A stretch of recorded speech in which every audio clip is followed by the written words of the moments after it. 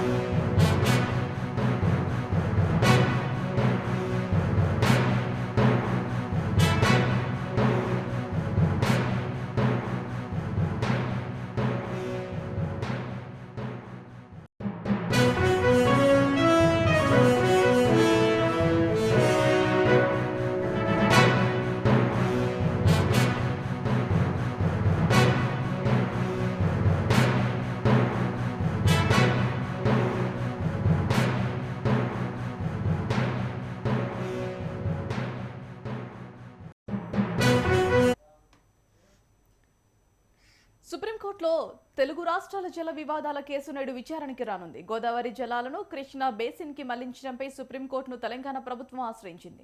తమ ప్రయోజనాలకు విరుద్ధంగా ఏపీ సర్కార్ పోలవరం నల్లమల్ల సాగర్ ప్రాజెక్టు నిర్మిస్తోందని తెలంగాణ ప్రభుత్వం వాదిస్తోంది. రాజకీయ ఉద్దేశంతోనే కేసు వేసిందని ఏపీ ప్రభుత్వం కేవియట్ చేసింది.